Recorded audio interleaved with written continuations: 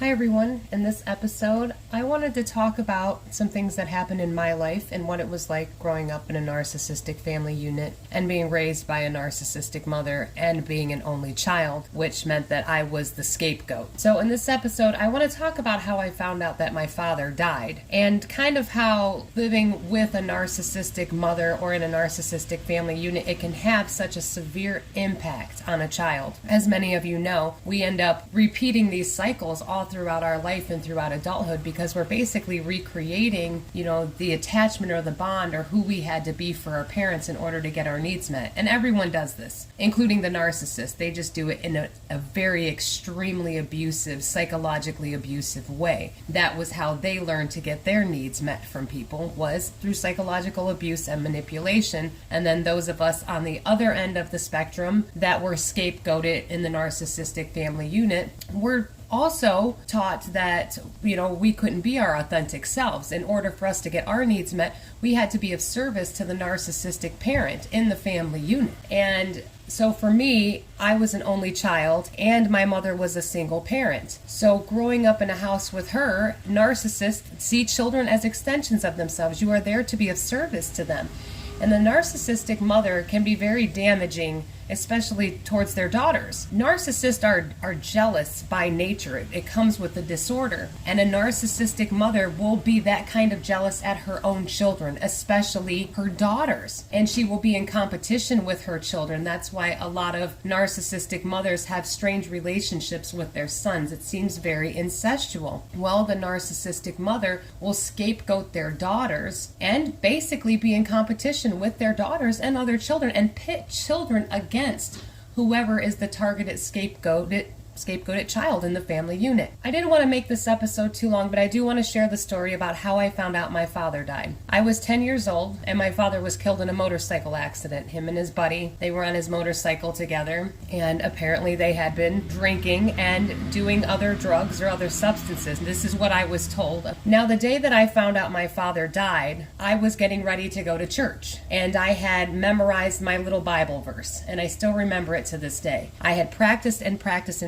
this Bible verse, and it was finally my day that Sunday in church to get up and speak in front of the whole church the Bible verse that I had memorized. Well, the church bus came and I missed the bus. What happened was that my mother had been out the night before and forgot to spring the clocks forward. And so the church bus came and I wasn't ready. So I was crying and crying and crying, begging my mom to please take me to church. It was only not even a mile up the road. But I was 10 years old, so I needed a ride there or the church bus wouldn't have been picking me up. And I cried and begged, and having a narcissistic mother, everything is about them first. And they don't want to be inconvenienced and they treat their children terribly. Now, narcissists abuse in private for a reason, and they put on a whole different show in public because their image is so important to them. The narcissistic mother has to look like the martyr. She has to look like she is the ideal mother, but behind closed doors, abusive. I mean, she beat me up regularly, punched me right in the face. She would throw things at me, and then when they would hit me, she would blame me for getting in the way. I shouldn't have ran in front of the object. The day that I found out my father was dead, I was crying and crying, begging my mother to please take me to church. That was my big day. I just wanted to go. Well, me crying upset her and turned into her, physically abusing me as usual. So what she did was she then threw me out of the house. She packed up all of my clothes, made me pack up all my stuff in garbage bags, and threw it out the front door. Said, "I'm done with you. I can't stand you. Get out of my house." And my mother would throw me out like that regularly. And that is called the narcissistic discard.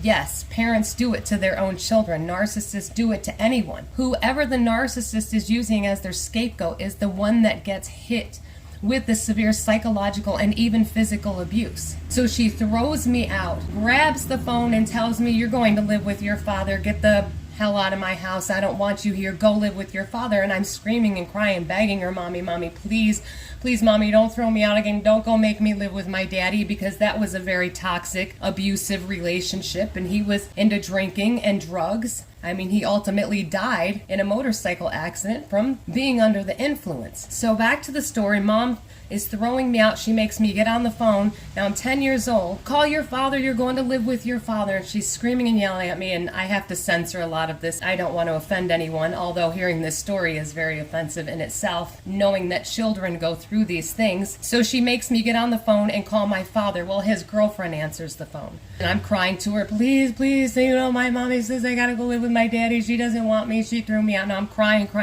begging the girlfriend. And the girlfriend says, I need to talk to your mom. And I'm like, and I don't want to say the girlfriend's name, but I said, so-and-so needs to talk to you. She said, I'm not talking to that, B word and every other word. And I'm begging her, Mommy, please just talk to this woman. She says she needs to talk to you. And she's screaming. My mom is screaming and cussing. The girlfriend on the other line was actually pretty calm when she said, I just need to talk to your mother. Put your mother on the phone. And I said it to my mom again. I said, please just talk to her. And I'm not talking to that woman. And I just knew, and I looked at her and I said, what if my daddy's dead? And I hear his girlfriend on the phone say, Danielle, put your mother on the phone. So I hand the phone to my mom, and the first thing I hear is, when is the funeral? That's how I found out my dad was dead. Because I missed the church bus that morning because Mom forgot to spring the clocks ahead an hour. When I cried because that was my big day, and she knew that was my big day. She could have got up and drove me 5 minutes down the road, but instead I got physical abuse, psychological abuse. I got discarded,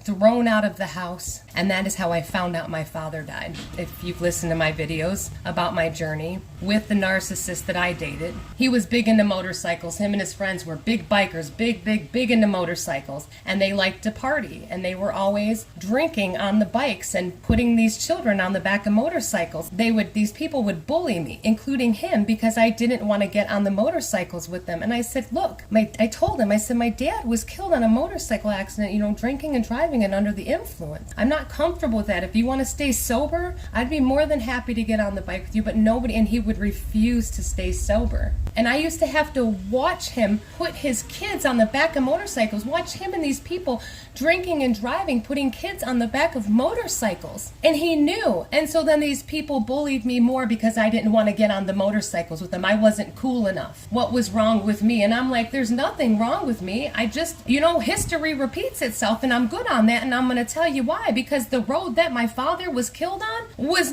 damn near at the same spot where this man and his friends camped on this campsite. My dad was killed right there, and they'd get all drunk on their motorcycles and stuff. And I was like, no, man, my dad was killed right here in front of where you all camp at, and you're drunk on your bikes, man. I'm not doing that. No way.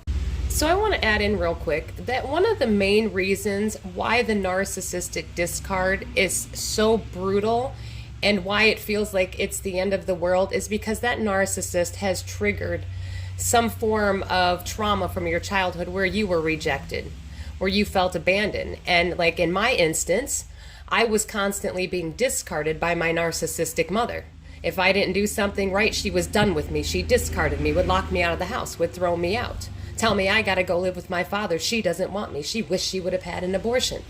Now, will she ever admit to this? If you ask her about it, she'll gaslight you and say, oh, I would never say or do that. But this is how narcissists get away with their psychological abuse and their physical abuse against their children. And then what happens is later on in life, we happen to come across another narcissist and it sparks something in us. And really what it is that it feels familiar from something that reminds you of your bond with your caregiver that was narcissistic in your childhood. So it feels familiar and comfortable. And that's why we think that we're going to be safe with these people, because they remind us of our childhood, that same situation. And so when the narcissist discards you, it is that much more painful because it's triggering that childhood wound. And that's why it's so important to heal and get the knowledge. Guys, thank you so much for listening. I hope you enjoyed this episode. Stay safe out there, stay strong, and keep getting the knowledge. You are all going to be amazing.